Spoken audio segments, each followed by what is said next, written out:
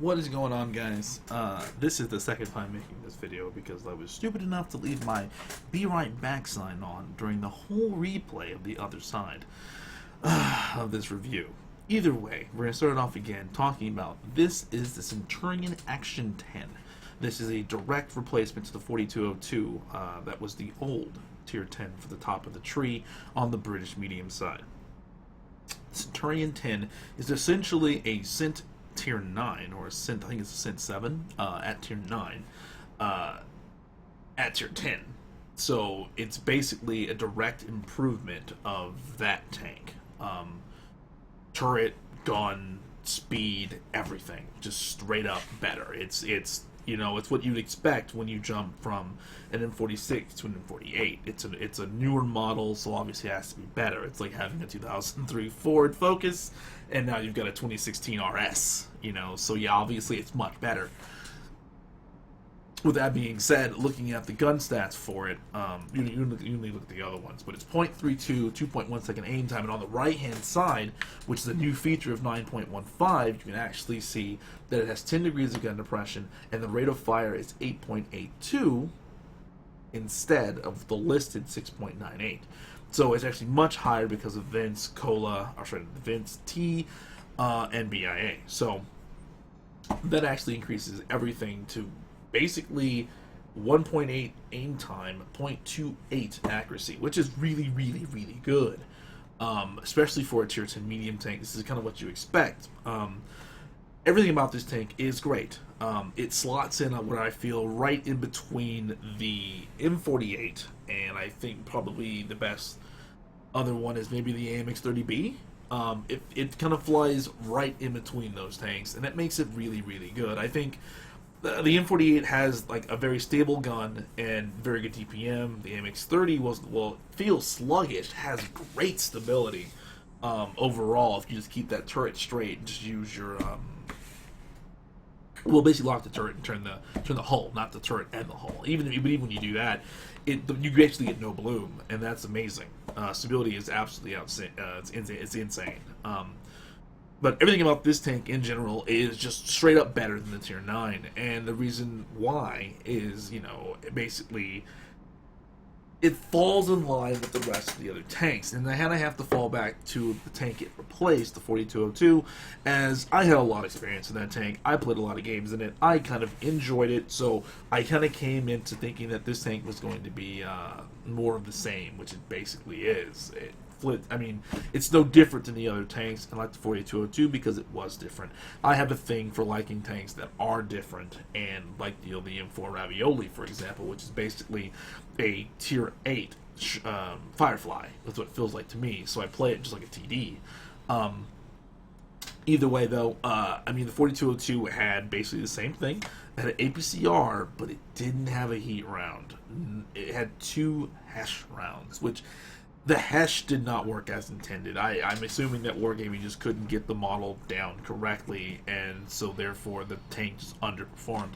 And it didn't matter how many times they buffed it, because the way it looked from the beginning is the thing didn't have any armor as is, but they buffed it to, astronomical levels to try and keep it relevant by making it an armored heavy, or sorry, not an armored medium, and that didn't work. Its slope was insane on the hull, but even still, it didn't really matter. Overall, it wasn't a very good tank, and it's because people couldn't find a role for it. I quickly found out that the 4202 seems to work best when it's put in a situation where it needs to support a tank. For example, you take around a JPE. Obviously, a JPE is not going to be outrun you because the 4202's max speed limit was, I believe, 40. That's not very fast, so let me just throw that out there. It had good horsepower per ton, but it basically went to the gears like 40. And that was it. You're like, cool. I'm now moving my max speed very quickly, but it's not very quick. So what you would do is stick around an E100, a Mouse, JPE, something big, something, that couldn't outrun you, basically, and you were that tank's that tank's DPM. So when that JPE sends a round out and the people in that corner are all like, oh, we can move on him now, you're that guy you're basically a deterrent. So you'd sit there and like, pop someone with the 105, pop them again, pop them again. They would stop. Once the JPE was loaded again, you could just roll around that corner and blap whatever was there. And that's where I found that tank worked best. Now, this tank plays nothing like that whatsoever. It plays like, the rest of the cut. It just, every single tank that plays in a tier 10 role plays exactly like this thing. It just, I'm not saying it's more of the same to the point where it's boring, but it's more of the same where, where the 4202 used to be different, this thing is not. So, I'm not trying to slam it too hard because I want you to realize it actually is a really good tank. But I had an affinity towards the 4202. So that's just me, though. That's just me.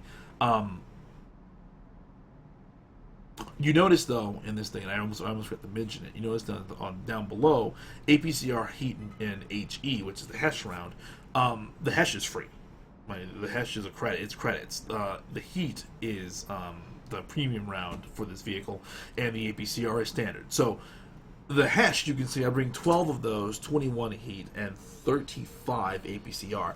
Now I assume I'm never going to fire that much of either or. Even if I'm just, holding the button down beginning of the game, I really don't feel that I'd be able to do that very quickly. So I bring 12 Hesh rounds to basically punish people in the side, Foshes, sometimes even some of the bigger tanks, because it'll go through if it's flat. And you get a nice damage boost. Now, that was what's supposed to happen with the 4202, but they couldn't get it to work right, so therefore, it was worthless. It worked too well on the 183, which is why they dropped the actual pin down, because you could look at the front of the IS-7 and blow it away with the squash head round, and that wasn't exactly fair, and it made a lot of heavy tank drivers upset, needless to say. So, that round right there basically is meant to just punish people who basically turn their attention away from you. Side of turrets, the side of hulls, rear engine decks. I mean, anything, light tanks, bat chats, anything that's super light, you can punish. 50Bs, things like that. And you can actually wreck them with those Hesh rounds. But keep in mind, Hesh rounds don't like slopes, so you need to actually make sure it's flat contact. That's one of the biggest things with this tank, though. I love this tank because it has versatility. It gets every round you would normally want to use, except for AP. APCR, heat, and that Hesh round make it absolutely just astonishing to have the way it is. It's very versatile, and I do the same thing in my Conqueror, just because obviously it's a little more ammo limited, and I kind of even out the AP and APCR, because usually while you have a laser, sometimes you need a little more oomph to get through those big tier 10s you see all the time. So I tend to bring about the same amount of APCR. The Hesh in that tank, though, I mean like 2 or 3 for lightly armored targets. But it works out pretty well. And in this thing, it works even better because you get the mobility to switch between the rounds. Make sure you do so. Make sure you're able to actually make Hesh work for you. It's a great round, and it definitely works. So I kind of wanted to throw it out there to make sure you guys understand what a Hesh round is, if you haven't from this point. Because I'm pretty sure you don't really see a Hesh round, at least to like tier 8, tier 9, tier 10 on the on the British side anyway. So you wouldn't really know that this round is actually the standardized HE round, but it actually gets quite a bit of pin. So I believe it's the same. It should be the same pin as the actual gun itself. So if it's a 105 caliber, that's exactly what you get, except for the 183, where it's, I want to say its Hesh round is 230 instead of like 183. So it's still decent and still explodes things very nicely.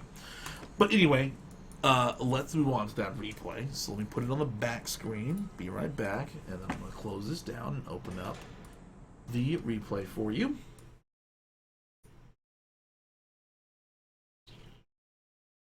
And while loading this up, this replay to me, and it's one of the things that's been grating on me the most, is that when I play these games, I try for a decent game.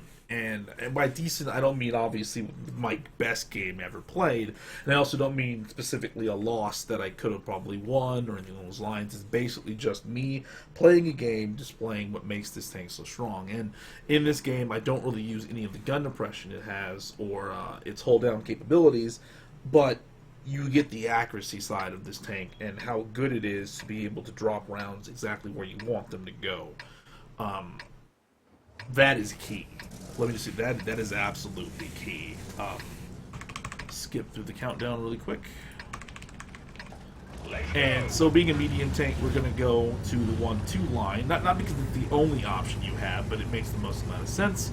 I tend to go this way, but from south, you seem to lose out quite a bit. If you decide to rush all the way down to the 1-2 at the A1, essentially, what you do is your teammates or allies or whichever name you want to give them, they will not follow you. They will watch you go all the way down in that building by yourself, and they will watch you die. So your best bet usually is to get those tanks that are going to A1 on their side, or which is probably B1, is you want those guys to come out and come after you. So you get them on this side of the hill, that makes them open to your artillery instead of you just being open to theirs while they have cover. That probably has to be one of the biggest gripes I have about this map. And I mean, you'll see here, basically, I kind of pull up and realize immediately, that this is a terrible idea when I have to light that light tank. And I go, I don't have a shot, time for me to go. It's your immediate reaction is when you see that and you get lit, it's time to go. Because you can't really do anything. Me being a purple player, I assumed that I'm constantly being stalked by artillery anyway. So that is one thing that I've just come to. If I get lit in a spot where I don't really have a shot, no point sticking around, time to go. And this tank allows you to do that very well, so that's the reason why I actually enjoy it. I was slotting up on a shot on that Walker. I did not get it. I think that's the Walker 90, by the way, just in case you guys didn't realize that. Anyway, though, we're just basically hanging out here because I realized that sitting on D1 is a terrible idea because of artillery. And my pin is not gone.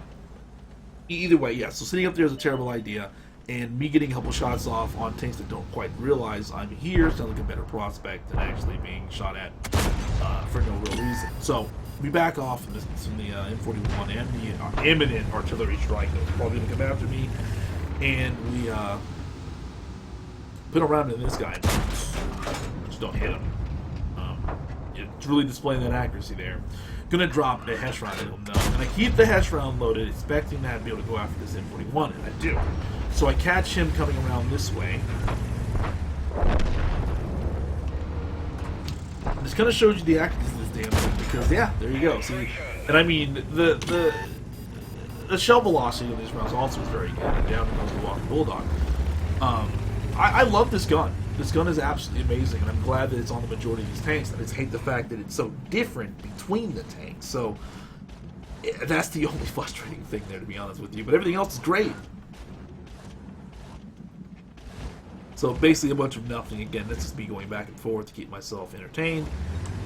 131 pops up, and I'm going to wait for another tank, hopefully. No, still nothing. It's like, they don't really come here unless they have superior numbers. But you can see from looking at what the other team has, they don't have a whole lot of medium tanks. They have a lot of heavy tanks. So they're supposed to be really heavy on the 9-0 line. And we probably could have just pushed this earlier. There's no point, pressing the advantage if you really don't need to. Like, if you really feel that you've got, two big TDs hanging out ready to shoot you, there's no actual need, to put yourself in harm's way. But we're sticking it out, and because my team isn't pushing, I'm also just waiting. I'm not going to be the guy to get shot for my team anymore. I've given up on that idea. That's for the birds. Let's speed it up just a tad. Hit him again. He's not even looking at me. He's too focused on what he's doing, and down. So that's my first kill of the game. I catch his 1390, and I thought that I was going to get the kill on him, but all I do is end up tracking him.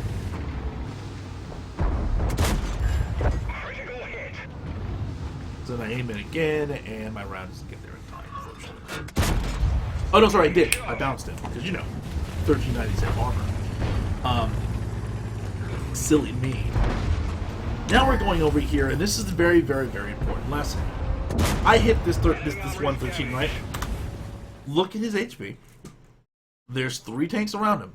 He's at 843.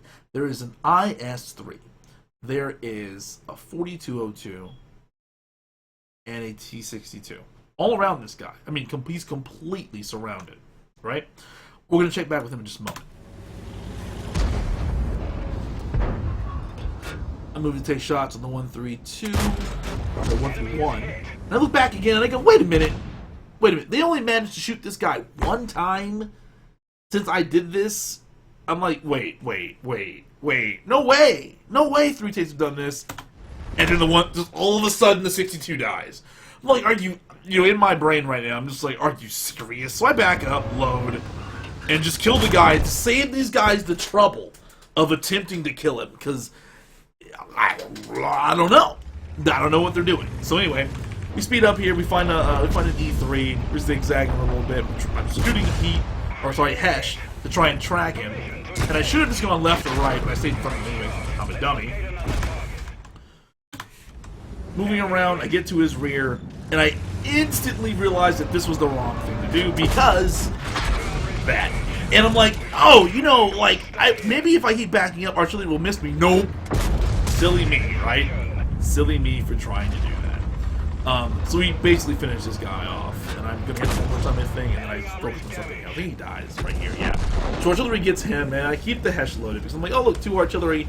I should only have to pop them 1-1, and I'll be good, right? And it's going on this corner. So that's the importance of making sure you aim your Hesh round. So I choose back to APCR, and we drop around into this terrain, and we hammer rack. So that's essentially the Cent 10 in a nutshell, and I really enjoy it. I think it's definitely worth your time. The British medium tree actually is really good. It's like, once you get, I think you go through the Covenanter, then the Crusader, then the Cromwell, Comet, Centurion 1, then the Centurion 7, and then this thing. That's great. You can't really ask for much more. The Covenanter is probably one of the most overpowered tier 4s in the game because of the pom-pom. The Crusader gets the same gun, I believe, but it's also a tier 5 light tank that doesn't get tier 5 light tank matchmaking. So you're relevant in those games where you see tier 7s. But because of your gun, you might not be able to pin them depending on what you decide to take with you. So keep that in mind. The Cromwell, or now with the actual the other tank, the Bromwell, which is basically the same thing, Cromwell B, you get a very, very good medium, quote unquote, medium tank that takes you into the situation where it's basically a light tank, and if you know how to use it, you can play both roles. The only downside is its aim time, which is atrocious. The Comet is an amazing tank. I think I still have like a 71% win rate in that thing. Very, very good. And then you get the Centurion, which basically gives you DPM and teaches you how to hold down with DPM.